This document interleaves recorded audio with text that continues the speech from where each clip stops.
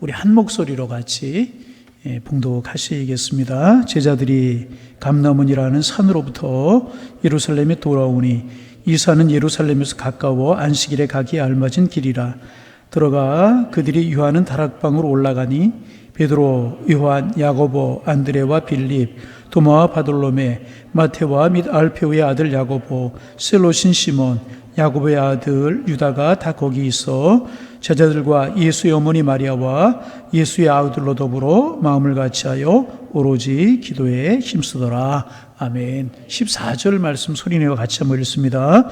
여자들과 예수의 어머니 마리아와 예수의 아우들과 더불어 마음을 같이하여 오로지 기도에 힘쓰더라. 아멘. 할렐루야.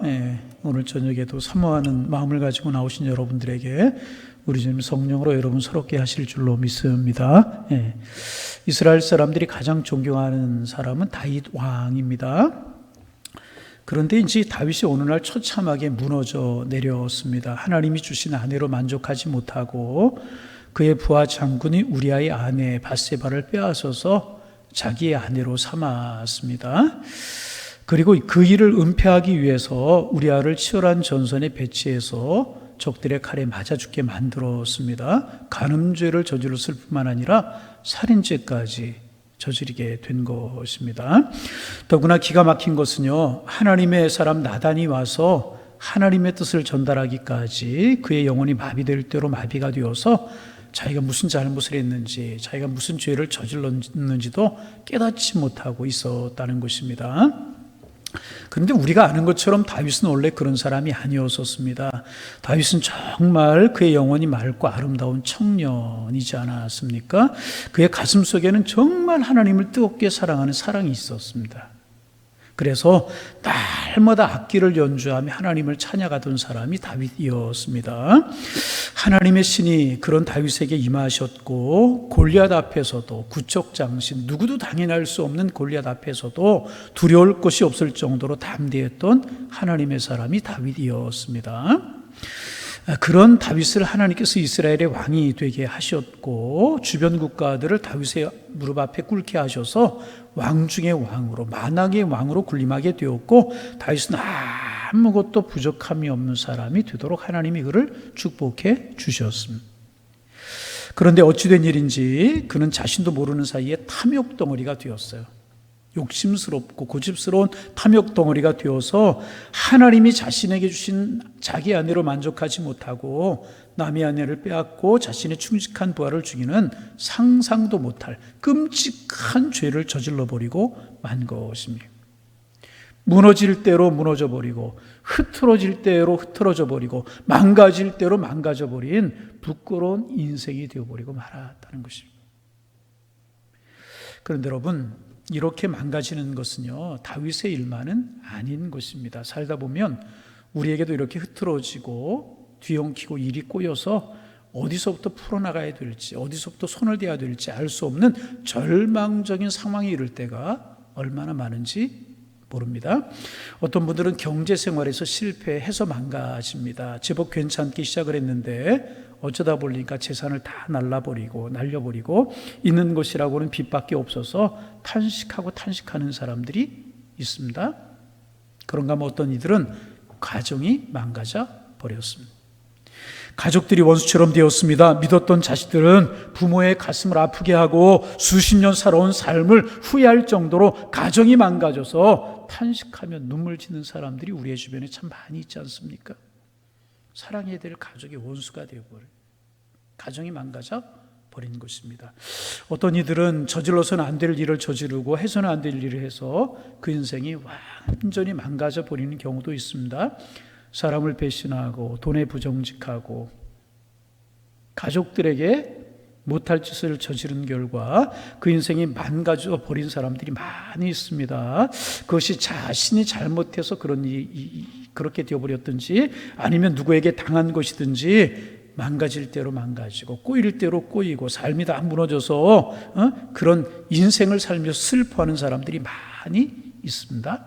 이렇게 경제생활에 또 가정생활에 어떤 이들은 또 그 외의 삶에 그런 것들로 망가질 대로 망가진 인생을 살아가는 분들이 있습니다. 오늘 말씀에도 망가진 사람들의 이야기가 이제 나옵니다. 다름이 아닌 예수님의 제자들이었습니다. 예수님의 제자들이 지금 망가져 버린 거예요. 여러분, 우리가 아는 것처럼 예수님의 제자들은요, 많은 사람들 중에 선택되고 선택된 사람들이 제자들이었습니다. 수많은 사람들이 예수님을 따라다녔습니다. 우리가 복음서를 보면은요, 예수님이 가는 곳마다 구름대처럼 많은 사람들이 몰려다녔어요. 그렇잖아요?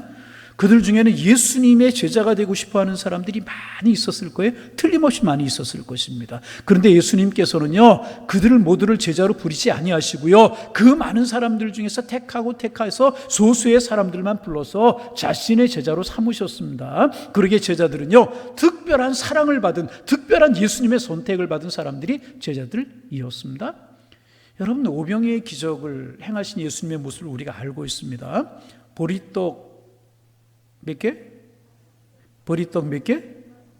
자, 갑자기 물으면 생각이 안 날 때가 있어요. 여러분, 이제 예배 시간에 물으면 침묵이 절대로 금이 아닙니다. 물을 때 대답하는 사람들에게 은혜가 임할 줄로 믿습니다. 저도 대답을 하니까 저도 말이 꼬이기 시작하네. 자, 물고기 몇 마리? 보리떡 몇 개? 아이, 대답하니까 얼마나 좋고 시원시원해요. 물고기 몇 마리? 보리떡? 또 반대로 이야기하면 안 돼요. 보리떡 2개, 물고기 5마리, 뭐 이렇게 이야기하면 안 됩니다. 하여튼 물고기 2마리와 보리떡 5개로 5,000명을 먹이는 엄청난 기적을 일으키시지 아니하셨습니까? 그때 광주리의 제자들이 물고기와 보리떡을 담아서 사람들에게 나누어 주었어요. 그때 모습 생각해 보세요. 여러분, 이런 기이한 일이 어디 있습니까? 틀림없이 물고기 2마리, 보리떡 5개였었는데 그게 이렇게 불어난 거예요. 기도하시니까. 제가 주일학교 때 선생님에게 이 말씀 들었던 기억이 나거든요. 예수님께 손에 물고기를 가지시고 띄워주시니까 여기도 있고 여기도 있었다. 띄워주시니까 여기도 있고 여기도 있었다. 근데 지금 가만히 생각해 보니까 그 말이 맞는 말은 아닌 것 같아요. 여러분, 예수님께 띄워주시고 또 생기고 띄워주시고 이거 5,000명 몰고 12가지 잠들이 가려면 며칠 하셨어야 될 것 같아요? 한이 없어. 예수님께 기도하셨을 때 그렇게 늘어난 거죠. 하여튼 제자들이 그것을 나누고 이제 그랬을 것입니다. 그때 여러분, 제자들이 나누어 주는 모습을 보면서 부러워하는 사람들이 얼마나 많이 있었겠습니까? 저분들 어떻게 저분들은 예수님의 그과 같은 훌륭한 분들의 제자가 되었을까? 늘 예수님과 함께 먹고 마시면서 그의 가르침을 받으니 얼마나 좋을까? 앞으로 예수님이 예루살렘에 가서 왕이 되시면 저분들은 틀림없이 중요한 자리를 얻게 될 거야. 한없는 부러움으로 제자들을 바라보게 되었을 것이고요, 제자들이 어깨가 아마 으쓱하지 아니었겠습니까? 정말 특별한 사람들 중에서 부름을 받은 사람들이 제자들이었다는 것입니다. 그런데 이렇게 특별한 사랑과 은총으로 부르심을 받았던 제자들이 제자로서의 존엄성을 지키지 못했어요. 그리고 엉망진창이 되어버린 인생이 되고 말았습니다. 겟세마네 동산에서 예수님을 버리고 도망쳐버리고 말아. 그렇잖아요. 예수님 홀로 끌러가셨어요. 홀로 고난을 받으셨어요. 누구도 제자라고 나서지 않고 누구도 함께 고난을 받겠다고 나서는 사람이 없었어요. 말로는 예수님이 가시는 자리면 어디든지 가겠다고 이야기했지만 다 도망가 버리고 말았고요. 빈손이가 되어서 십자가에 달리실 때 그들은 숨어버리고 말았다는 것입니다. 자존심, 자부심 다 잃어버리고요, 만신창이가 되어버리고 말았습니다. 누군가 예수님의 시신을 장례 지내야 되는데 장례 지낼 사람이 어디 없었어요. 그렇게 주님을 사랑한다고 이야기하던 베드로, 예루살렘에 올라가시면 영의정자의 정에 앉혀달라고 이야기했던 야고보, 요한 다 없어져 버립니다. 아리마대 사람이 시신을 거두어서 자기의 무덤에 장사 지내고 한 번 등장했었나요? 니고데모라고 하는 사람이 향품을 가지고 나와서 예수님의 시신에 바르고 장례하는 것을 보면서 제자들은 견디기가 어려웠을 것이라. 우리가 예수님의 제자들인데, 그래도 예수님의 제자들인데 왜 우리가 이렇게 망가져 버리고 말았는가? 왜 우리가 어찌하다 이렇게 되어버리고 말았을까? 제자들 망가져 버릴 대로 망가져 버리고 흐트러져 버릴 대로 흐트러져 버리고 말았다는 것입니다. 이렇게 되어버리고 말. 그렇다면 여러분, 이렇게 망가지고 흐트러진 인생, 어디서부터 어떻게 추스르면 되겠습니까? 어디서부터 첫 단추를 끼면 회복되고 다시 시작할 수 있는 것이겠습니까? 망가진 그 상태로 살아가서는 안 되는 것 아니겠습니까? 여러분, 우리도 인생을 살다 보면 본의 아니게 또 내 실수 여러 가지 이유로 이렇게 신앙이 망가지고 믿음이 망가지고 우리의 삶이 망가질 수 있다는 것입니다. 그러면 어떻게 하면 되겠는가? 다윗이 망가졌다면, 제자들이 이랬다면 우리도 이럴 수가 있다는, 환경 때문에, 나의 연약함 때문에 이럴 수 있다는 것입니다. 그러면 어떻게 하면 될까? 사람마다 자신의 망가진 인생을 치유하는 방법이 다른 것 같습니다. 유명한 시인이었던 청마 유치한 선생은 1938년 동아일보에 발표한 생명의 서라고 하는 시에서 자기의 무너진 인생으로 인해서 답답한 인생을 치유하기 위해서 자기의 인생이 무너졌다는, 답답한 인생이 되어버리고 말았다는 것입니다. 그런 인생을 치유하기 위해서 아라비아 사막으로 가겠다. 그리고 뜨거운 사막으로 가서 고독한 한가운데에서 원래 자신의 모습을 찾겠다. 그런 시를 썼던 적이 있습니다. 여러분, 아라비아 사막으로 가서 어떻게 하겠다는 것입니까? 여러분, 우리의 삶이 엉키고 꼬였을 때 동해 바다로 가서 떠오르는 해를 바라보면 무슨 해결책이 생기는 것이겠습니까? 아니면 서쪽 사막으로 가서 지는 해를 바라보면 무슨 방법이 나오는 것이겠습니까? 그것도 아니라면 낯선 도시를 방랑개처럼 떠들면 문제가 해결되는 것이겠습니까? 아니면 독한 술을 마시며 내 영혼을 마비시켜 버리면 문제가 해결되는 것이겠습니까? 노래방이라도 가서 시끄럽게 떠들면서 밤새도록 시간을 지내고 나면 아침이 되면 그 문제가 해결되어 있는 것이겠습니까? 혹은 아무도 모르는 섬으로 가든지 아무도 모르는 산속으로 들어가면 숨어버리면 되는 것이겠습니까? 그렇지 않다는 거 우리 알잖아요. 그런 방법으로 아무것도 해결되는 것이 없다는 것 우리 아는 것 아니겠습니까? 그렇다면 어떻게 하면 망가지고 무너져버린 우리의 삶을 추스르고 다시 세울 수 있는 것이겠습니까? 여러분, 제자들에게서 우리 거기에 답을 좀 찾으려고 합니다. 제자들이 그렇게 망가진 인생으로 끝나지 않았잖아요. 다윗도 그렇게 망가진 인생으로 끝나지 않았잖아요. 그럼 제자들은 어떻게 시작했고 다윗은 어떻게 회복할 수가 있었습니까? 그것을 보여주는 말씀이 오늘 본 말씀이고요. 아주 그것은 단순한데 비결이 있는 것입니다. 14절 말씀 우리 같이 한번 읽어봅니다. 큰 소리로 읽어봅니다. 14절, 여자들과 예수의 어머니 마리아와 예수의 아우들과 더불어 마음을 같이하여 오로지, 여러분 성경을 보면서 이런 말씀 좀 밑줄 좀 그어놓으면 좋을 것 같아요. 따라합니다. 오로지. 큰 소리로 오로지. 안 따라하는 분들이 몇 분 계세요? 오로지. 무엇에 힘쓰니라?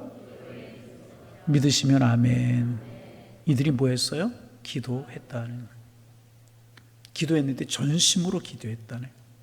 제자들은요, 다른 성도들과 함께 다 같이 모였어요. 이 모이는 게 참 중요해요. 우리가 골방에서 기도할 수 있고 산에 들어가 혼자 기도할 수 있지만은 성도들이 하나님의 성전에 모여서 함께 기도하는 것 참 중요합니다. 여러분, 모여서 기도하는 일에 힘쓰는 우리 교회가 되실 수 있기를 주님의 이름으로 축원합니다. 그래서 오늘 금요 기도에 나오신 분들은요, 빠짐없이 좀 나오세요. 우리 기도에 좀 불을 붙이잖아요. 붙여야 할 것이, 이럴 때 우리가 기도해야 될 것이. 그들은 함께 모였어요. 함께 모였다는. 그리고 무엇했느냐? 함께 기도했다는 것입니다. 기도의 말로 무너진 인생을 다시 세우고, 기도야말로 흐트러진 인생을 다시 세우는 가장 올바르고 가장 강력한 방법임을 그들은 알았기에 그들은 기도로부터 다시 시작했다는 것입니다. 저는 우리 양일교회 성도님들 모두가 기도로 여러분의 문제를 해결해 나가실 수 있는 기도의 사람들이 다 되실 수 있기를 주님의 이름으로 축복합니다. 기도가 힘이라는 거예요. 지난주 오늘 기도에 관해서 묵상하고 있죠. 그들이 전혀 기도에 힘쓸 때, 모여서 그들이 전혀 기도에 힘쓸 때 성령께서요, 급하고 강한 바람처럼 불처럼, 그래서 마치 불이 혀같이 갈라지는 듯이 제자들에게 임하셨어요. 성령이 그들에게 충만하게 임했다는. 그들이 기도하자 모여서 전심으로 하나님 앞에 기도했을 때, 마음을 다해서 뜨겁게 그들이 기도했을 때 성령이 강하게 그들에게 임하셨다는 거예요. 성령이 강하게 임했다는 그 모습을 불처럼 바람처럼 불이 혀같이 갈라지는 것처럼 표현한 것이라는 것입니다. 성령이 그들에게 그렇게 임했다는 것입니다. 그러자 그들이 완전히 딴 사람이 되었습니다. 완전히 딴 사람이 되었다는 것입니다. 무너졌던 인생이 다시 세워지고 질타에 처음 엉켰던 그들의 문제가 풀어지기 시작했는데 비겁하던 그들이 용기 백배한 사람들이 되었습니다. 숨어서 문을 걸어 잠그고 있었던 그들이 문을 박차고 뛰어나와서 길거리에 나가 복음을 전하는 사람들이 되었고요. 자신감을 잃고 숨어있던 낙심하고 앉아있던 그들이 해야 될 일을 알고 해야 될 일을 하는 사람이 될 수가 있었다는 것입니다. 성령이 그들에게 임하였을 때, 그들이 기도했고 기도하는 그들에게 성령이 임하였을 때 절망했던 그들이 완전히 딴 사람이 될 수가 있었다는, 망가졌던 인생이 회복이 되고요, 흐트러졌던 삶이 정돈이 되게 되어졌던 것입니다. 방향을 잃고 헤매던 그들은 자신이 갈 곳이 어디고 할 일이 무엇인가를 너무나도 분명히 아는 사람이 되었다는 것입니다. 이 모든 일이 기도 중에 이루어졌다. 기도 중에. 기도야말로 우리가 회복하기 위해서 가장 필요한 것이라고 하는 사실이 증명이 된 것이라. 그러게 여러분, 하나님의 사람들에게요, 기도는 굉장히 중요한 것. 참 우리의 신앙이 흐트러지기 쉬운 때를 우리가 지내고 있잖아요. 이와 같은 때 우리가 해야 될 일이 무엇인가? 해야 될 일이 많이 있지만 그 중에 가장 중요한 것 중에 하나가 무엇인가? 기도라고 하는 것입니다. 그런데 여러분, 여기서 우리가 이제 날짜 계산을 좀 해볼 필요가 있습니다. 예수님께서 승천하신 것은요, 부활하신 후 40일이었습니다. 그리고 성령께서 임하신 것은 약 열흘 정도가, 정확하게 계산하면 7일에서 10일 정도가 이제 되는 것인데, 약 10일, 7일에서 10일 후에 성령이 임했어요. 오순절이잖아요. 오순절이 성령이 임했어요. 이상한 생각이 좀 들어요. 지금 제자들이 당장 그렇게 힘들어 하지 않았습니까? 이들의 마음이 얼마나 힘들어서 숨어버리고 도망해버렸지만 이들의 마음이 얼마나 힘들었겠어요. 무너진 자신들의 모습을 보면서 얼마나 힘들었겠습니까? 그리고 예수님이 승천하심이 더 힘들어질 것 아니겠습니까? 그래도 예수님 계실 때는 좀 위로가 받아요. 부활하신 예수님 제자들을 만나 주셨기 때문에 좀 그래도 힘이 나지 않았겠습니까? 그러면 예수님 승천하시면서 바로 성령을 주셨으면 그들에게도 힘이 되었을 텐데 왜 모여서 열흘 동안 기다리게 하셨는가? 이런 생각 우리가 할 수가 있습니다. 하루라도 빨리 성령을 부어주셨으면 이들에게 큰 힘이 되었을 텐데, 능력이 되었을 텐데 빨리 부어주지 않고 왜 10일, 약 7일에서 10일 동안을 기다리게 하셨는가? 여러분, 앞으로 가서 사도행전 1장 4절 말씀 우리 같이 한번 읽어봅니다. 4절 말씀 같이 한번 읽어봅니다. 사도와 함께 모이사 그들에게 분부하여 이르시되 예루살렘을 떠나지 말고 내게서 들은 바 아버지께서 약속하신 것을 기다리라. 기다리라고 주님 말씀하셨어요. 거기 보면 5절에 제가 읽어 요한은 물로 세례를 베풀었으나 너희는 몇 날이 못되어 무엇으로 세례를 받으리라 하셨느니라. 주님이 그렇게 말씀하셨어요. 여러분, 한시가 급하잖아요. 그런데 왜 예수님 제자들로 하여금 열흘을 기다리게 하셨는가 하는 것이라. 여기 아주 중요한 교훈이 있습니다. 그것은 예수님께서 제자들이 성령을 기다리는 동안에 기도의 사람으로 훈련되기를 원하셨다는 거예요. 무슨 사람으로? 기도의 사람으로 훈련되기를 우리 주님이 원하셨다. 그러기에 열흘이라고 하는 시간은 무의미한 시간이 아니고요. 열흘이라고 하는 시간이 그들에게 아무런 가치 없는 그런 시간이 아니었고요. 열흘이라고 하는 시간은요, 그들로 하여금 훈련되는 시간이었다는. 그 열흘 동안의 제자들이 기도의 사람이 되기를 우리 주님은 원하셨다. 기도하고 또 기도하고 사모하면서 기도의 사람으로 그들이 변화되기를 우리 주님은 원하셨다는 것입니다. 여러분, 기도의 사람 되어지기를 원합니다.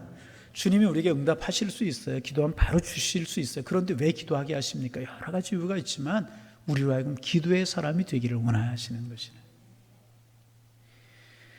그렇다면 제자들이 기도의 사람으로 훈련되는 것이 왜 중요한 것이겠습니까? 기도의 사람으로 훈련되는 것이 왜 중요하기에 우리 주님 제자들 기도의 사람으로 훈련되기를 원하시는 것입니까? 첫째, 그들이 또다시 망가진 인생이 되지 않기 위해서 그들이 기도에 훈련된 사람이 되기를 원하셨다는 것입니다. 앞에서도 말씀드린 것처럼 제자들은 겟세마네 동산에서 예수님을 배신하고 도망함으로써 엉망이 되어버리고 말았습니다. 그런데 여러분, 그들이 실패한 시점이 언제였었습니까?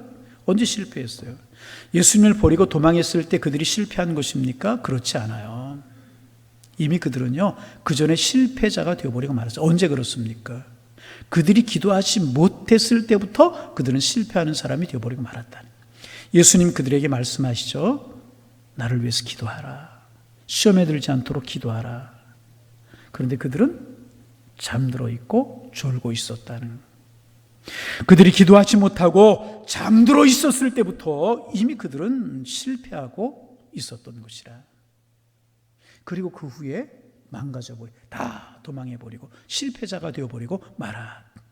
그런 그들, 기도의 사람이 되어서 다시는 망가지는 사람이 되지 않도록 하기 위해서 기도의 사람으로 그들이 훈련되기를 원하셨다. 둘째로, 앞으로 위기를 만날 때마다 기도하게 하려는 예수님의 배려가 그 속에 담겨져 있었다는 것입니다. 말씀드린 것처럼 제자들이 기도하다가 성령을 받았습니다. 그때부터 제자들은 알았어요. 우리가 연약하고 힘들 때마다 기도하면 성령께서 우리를 도우시는구나. 성령의 도우심을 받으려고 하면 우리 기도하면 되는구나. 기도야말로 우리가 승리할 수 있는 비결이구나. 예수님은요, 제자들로 하여금 그것을 알게 하려고 하셨다는 것입니다. 이기려면 기도해야 되는구나. 기도하면 성령께서 우리를 도우시는구나. 제자들이 이 사실을 알기를 원하셨다는. 그리고 계속해서 기도로 승리하는 사람들이 되기를 원하신 것입니다. 그래서 기도하게 하셨고 열흘 동안이라고 하는 훈련의 시간을 우리 주님 제자들로 하여금 갖게 하셨다는 것입니다. 그래서 여러분, 정말 기도의 성령을 받은 후에 제자들은요, 언제나 기도에 힘쓰는 사람이 되었잖아요. 찾아볼까요? 뒤로 한 장 넘기셔서요, 2장 42절을 한번 보세요. 2장 42절 같이 한번 2장 42절 찾아서 읽어봅니다. 같이 읽습니다. 그들이 사도의 가르침을 받아 서로 교제하고 떡을 떼며 오로지 기도하기를 어떻게 했어요? 전혀 기도하기를 힘썼다. 3장 1절에 보면은요, 우리가 잘 아는 말씀이 있잖아요. 베드로와 요한이, 저를 보시면 돼요. 베드로와 요한이 기도 시간에 성전에 무엇하러 가다가? 기도하러 가다가 기도하는 사람으로 세워졌어요. 안진뱅이를 일으켰어요. 여러분, 어떻게 그런 능력이 그들에게 있었습니까? 그들이 기도하는 사람들이 되었기 때문에. 그래서 여러분, 하나님의 사람들은요, 기도하는 사람이 되는 것이 참 중요합니다. 여러분, 우리가 기도할 것들이 많이 있지만 깨어 기도하게 하옵소서. 기도의 사람이 되게 하여 주옵소서. 기도가 힘들지 않고 기도가 쉽고 기도가 일상이 되는 하나님의 사람들이 되게 하옵소서. 우리 기도하는 것 굉장히 중요합니다. 그래서 하나님의 성전에 기도하는 발걸음이 끊이지 않아야 되고요, 항상 눈물로 무릎으로 기도하는 사람들이 넘쳐나야 될 것이라. 여러분, 우리 그런 기도의 사람 되기를 주님의 이름으로 축원합니다. 4장 23절 이하에 보면은요, 사내들인 공회 앞에 서서히 제자들이 협박을 받아요. 그리고 나온 후에 또 온 교우들이 간절한 마음으로 기도하잖아요. 그랬을 때에 모인 곳이 진동했다고 기록하고 있잖아요. 그 뒤에 베드로가 잡혀서 야고보를 헤롯이 죽여요. 그 사람들이 너무너무 좋아하는 것을 보고 베드로도 잡아서 헤롯이 가둬요. 아마 그 다음날 베드로도 처형시키려고 했던 것 같아요. 그 소식을 접한 교회가 어떻게 해요? 다시 마가의 다락방에 모여서 전심으로 하나님 앞에 기도하잖아요. 하나님께서 그 기도 들으시고요, 그 밤에 베드로를 추록시키시잖아요. 여러분, 기도의 사람이 되었을 때 하나님이 이런 능력을 행하셨다는 것입니다. 그리고 이후로 기도는요, 주님의 사람들이 세상을 이기는 가장 가장 강력한 무기가 되게 되었다는 것입니다. 여러분, 그렇습니다. 흐트러진 인생, 꼬여버린 인생, 엉켜버린 인생 바로잡는 가장 강력한 방법은요, 기도라는 것입니다.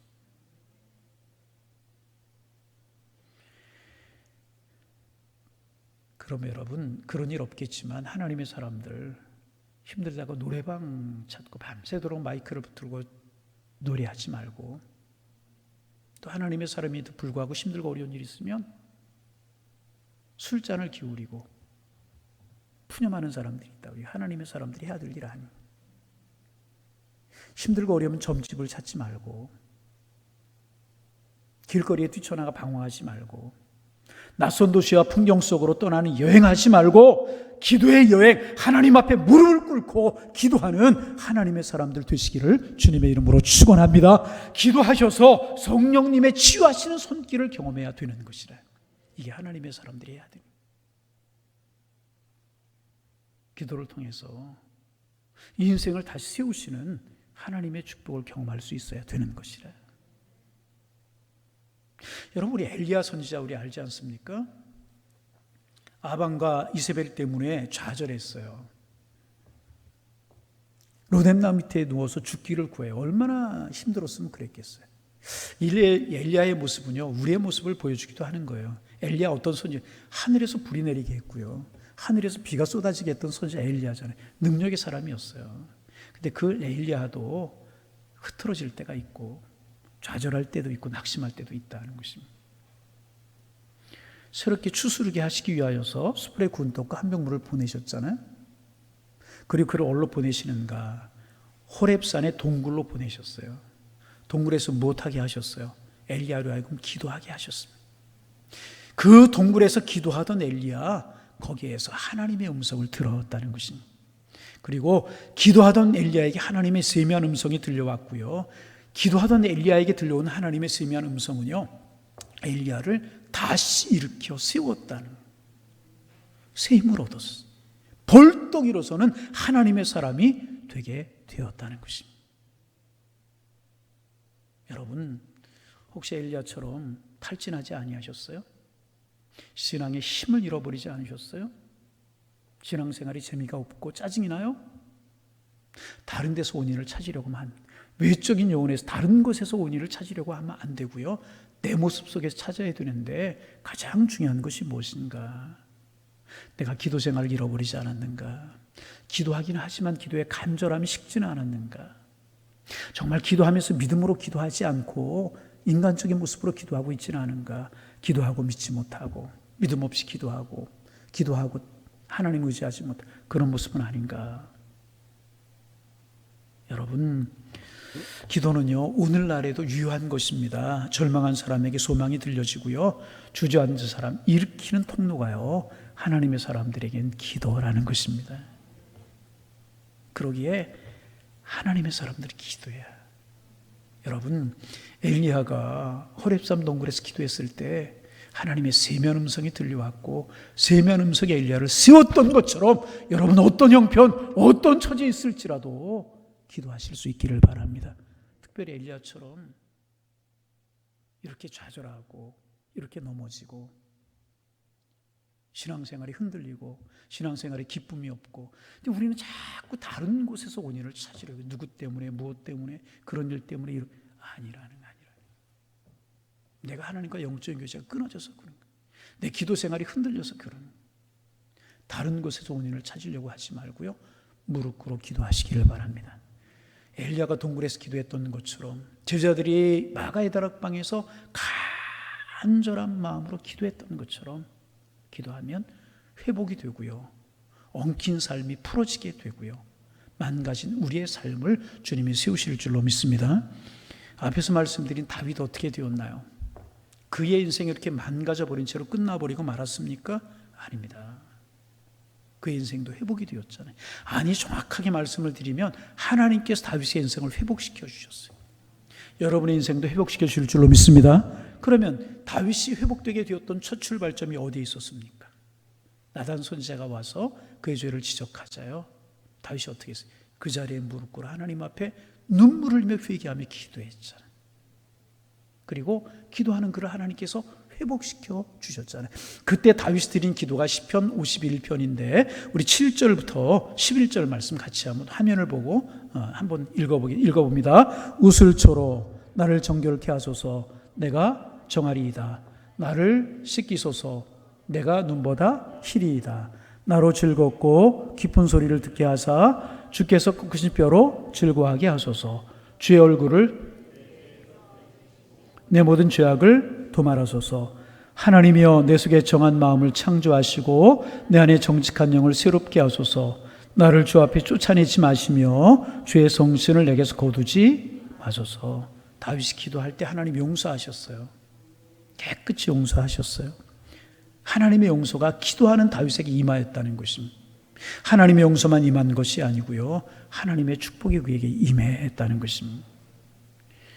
영혼이 곤고한 사람일수록 할 수 있는 가장 중요한 일은요, 하나님 앞에 기도하는 것이라. 여러분 요즘 신앙생활 어떠십니까? 믿음의 생활이 어떠십니까? 여러분 예배 생활이 어떠십니까? 여러분 우리 기도를 회복돼야 할 때라고 생각지 아니하십니까? 물론 우리 금요기도에 나오신 분들을 기도하는 분들이시겠지만은 더 철저하게 우리의 기도 생활이 회복이 되어서 하나님 앞에 서서 우리의 삶이 바르게 하나님 앞에 세워지고 하나님 축복하시는 믿음의 길을 걸어가시는 하나님의 사람들이 되어지기를 소망합니다. 하이든이라고 하는 오스트리아의 작곡가 우리 알잖아요. 이제 친구들하고 이제 한 자리에 모여서 이런 얘기 저런 얘기 나누다가 믿음의 사람이었던 것 같아요. 어느 날 생을 살다가 지치고 힘들 때 어떤 방식으로 힘을 얻으며 사는지, 인생을 살다가 지치고 힘들 때 많이 있잖아요. 이 하이든의 친구들도 그랬던 모양이에요. 그래서 모여서 이제 살다가 지치고 힘들 때 어떤 방식으로 그 힘들고 어려운 것을 이기는지, 어떤 방법으로 힘을 얻고 살아가는지에 대한 자기의 어떤 생각들, 자기의 방법들을 이제 나눌 수 있는 시간을 가졌다고 그래요. 어떤 친구는 많은 사람들이 하는 것처럼 이제 여행을 통해 힘을 얻는다. 물론 여행이 여러분 힘이 될 때도 있어요. 저도 이제 여행을 이래서 하는구나 하는 것 생각했던 적이 한 번 있었는데, 우리 이제 건축했잖아요. 하나님의 은혜로 이제 건축을 다 하게 하셨어요. 여러 가지 과정이 좀 지쳐 있었던 것 같아요. 건축 끝내고 얼마 안 돼서 조금 시간이 있었죠.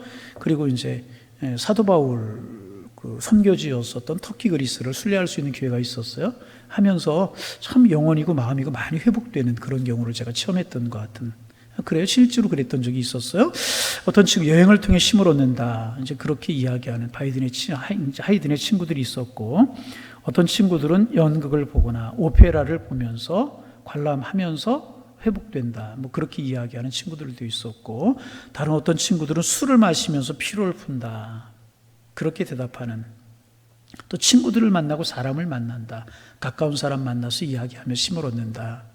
보통 사람들이 하는 이야기, 하이든의 친구들도 쭉 했다고 그래요.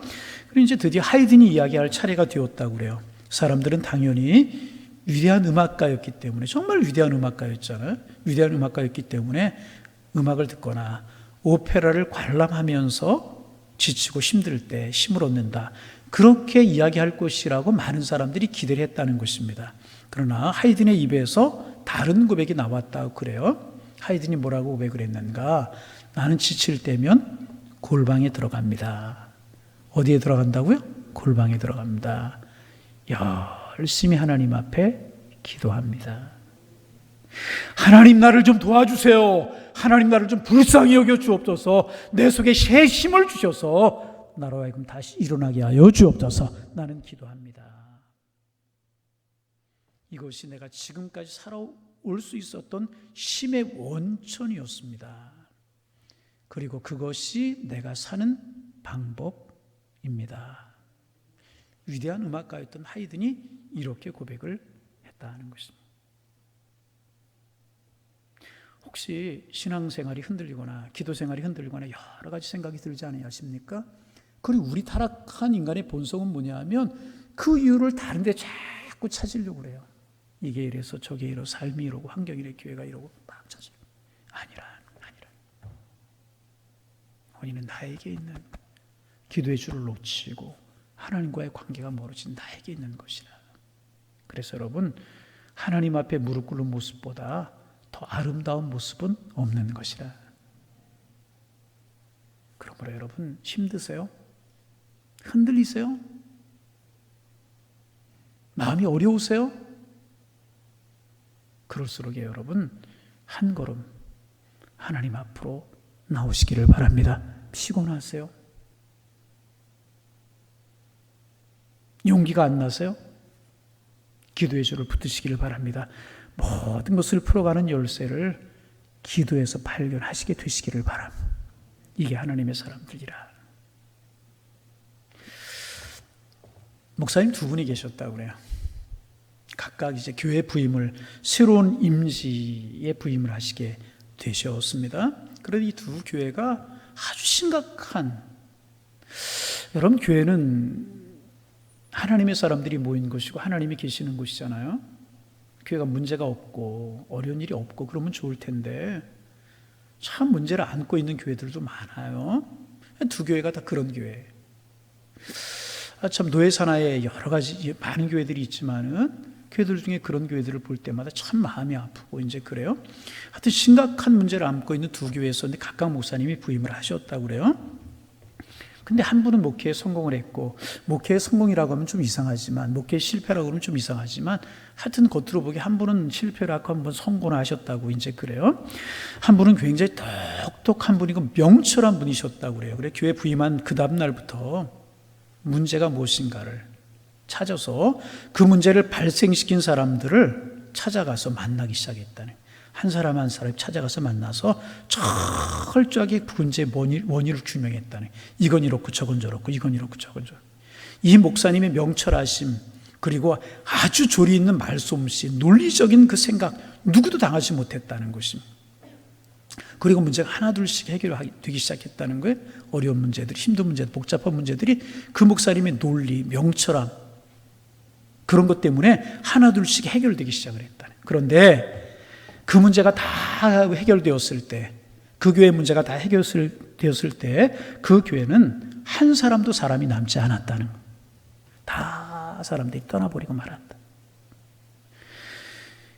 반면에 다른 한 분은 시끄러운 문제를 가지고 따지지 않았다는 거예요. 시시비기를 가리려고 하지 않고 문제의 원인이 무엇인지 알려고 하지 않았다는 거예요. 그 목사님은 듣고 아는 것들 가지고 그저 하나님 앞으로 나아가셨다는, 무릎 꿇고 열심히 하나님 앞에 기도할 따름이었다는 것입니다. 그러자 하나님께서 사람들의 마음을 하나씩 하나씩 변화시켜 주셨다는, 꼬인 사람도 풀린 사람도 엉킨 사람도 마음이 떠났던 사람도 다 회복이 되게 하나님께서 그 사람들의 마음을 바꾸셔서 그 문제를 해결해 주셨고, 그러자 그 교회는 놀라운 부흥을 이루게 되었다. 여러분, 기도가 열쇠인 줄로 믿습니다. 기도할 수 있기를 원합니다. 그래서 우리 코로나 핑계하지 말고, 사람 핑계하지 말고, 원인을 다른 거 자꾸 찾으려고 하지 말고, 내 신앙의 열정이 식어지, 이런 것들 다른 거 자꾸 찾으려고 하지 말고, 우리는 무릎 꿇어 기도하면 되는 것이란, 무릎 꿇어 기도하고 성전에 엎드려 기도하고 골방에 들어가 기도하고 함께 모여 기도하고 아멘 할 때 아멘도 좀 하고 기도하고 엎드리고 무릎 꿇고, 그런 우리 교회가 되기를 소망합니다. 그런 우리가 되기를 소망합니다. 그러면 누가 하시는가? 하나님이 하시는. 내 믿음 회복하는 것도 하나님이 하시고, 내 가족 회복시키시는 것도 하나님이 하시고, 내 가족 하나님 만나게 하시는 것도 하나님이 하시고, 내 가정 경제도 하나님이 풀어주시고, 우리 가정의 사업의 문제도 하나님 풀어주시고, 내 자녀 하나님 만나는 것도 하나님이 해주시고, 그 사람의 마음 변화시키는 것도 하나님이 해주시고, 우리가 기도하면 하나님이 하나둘씩 이루실 줄로 믿습니다. 그래서 기도의 성자라고 불리는 조지 밀러라고 하는 목사님, 우리가 알잖아요. 조지 밀러 목사님 다음같이 이야기를 하셨다고 그래요. 무릎으로 인생의 싸움을 싸우는 것을 배우지 못한 사람은 아직도 기독교 신앙의 기초를 모르는 사람이다. 무릎으로 인생의 싸움을 싸우는 것을 배우지 못한 사람은 아직도 기독교 신앙의 기초를 모르는 사람이다. 기도가 가장 기본이라. 아멘. 기도하셨습니까? 기도하셨어요. 우리 기도의 사람, 물론 오늘 나오신 분들이 기도의 사람들이지만은 우리 더 기도하는 하나님의 사람 되어지기를 원합니다. 주님을 부르세요. 주님을 찾으세요. 무릎 꿇으세요. 엎드리세요. 주님은 언제나 우리에게 대답할 준비가 되어 있으시다. 내가 하나님 앞에 엎드려. 우리를 사랑하시고 우리를 도우실 준비가 끝난 채로 우리가 기도하기를 기다리시는 주님 앞에 엎드려 기도함으로 망가진 인생이 회복되고 꼬인 인생이 풀리고 흐트러진 인생이 정리되는 복을 누리시기를 바랍니다. 인생을 살다 보면 서두에 말씀드렸던 것처럼 다윗이 그랬던 것처럼 우리도 그럴 수 있고요. 제자들이 그랬던 것처럼 우리도 그럴 수 있다는 거죠. 그런데 다윗이 어떻게 회복됐다고요? 제자들이 어떻게 회복됐다고요? 신앙의 사람들이 어떻게 새로워졌다고요? 한결같이 기도할 때, 한결같이 무릎을 꿇을 때. 엘리야도 그랬잖아요. 회복되고 새로워지는. 그래서 여러분 정말 중요한 게 있어요. 중간에도 말씀을 드렸지만 자꾸 내 신앙이 흐트러지고 여러 가지 그런 것을 다른 곳에서 원인을 찾으려고 할 때가 아니라는 것입니다. 나와 하나님과의 관계에 있는 것이라. 내 믿음이 강해지기만 하면, 내가 기도의 사람이 되기만 하면 환경이 어떨지라 그 문제가 되지 않는 것이라. 부디 이런 기도의 사람들이 다 되셔서 회복됐던 다윗, 다시금 이스라엘의 성군이 되었던 다윗, 능력의 사람이 되었던 엘리야, 복음의 증인이 되었던 제자들처럼 회복이 되셔서 다시금 하나님을 향하여 달려가고 주신 축복 누리며 기쁨과 감사로 믿음의 길을 걸어가는 양일의 원석들 다 되실 수 있기를 주님의 이름으로 축원합니다. 우리 그렇게 되도록, 우리 교회가 그런 교회 되도록 힘쓰시는, 기도하는, 우리부터 기도하는. 다시금 말씀드리지만 오늘 나오셨던 분들 금요일 날 말씀 모여서 기도하고, 정말 금요일 날 우리가 바쁘고 분주한 일이 있을 수 있을 거예요. 예배 시간마다 바쁘고 분주한 일이 있을 거예요. 그러나 가만히 우리 한번 생각해 보시기, 정말 바쁘고 분주해서 기도하는 자리에 못 모이는가? 아니잖아요. 모여서 기도하고, 모여서 기도하고. 그래서 여러분 기도에 힘이 있는 거예요. 우리가 작은 불씨가 되어서 하나님 앞에 기도하면 이 불이 붙어지게 되고, 그럴 때 세상을 이기는 교회, 하나님을 영화롭게 하는 교회, 정말 하나님이 축복하시는 가정, 우리가 되어서 하나님의 역사를 이루어가는 우리가 될 줄로 믿습니다. 기도하는 우리가 되어서 이런 하나님의 축복 누리며 살아가는 하나님의 사람들 다 되실 수 있기를 주님의 이름으로 축원합니다. 축원합니다.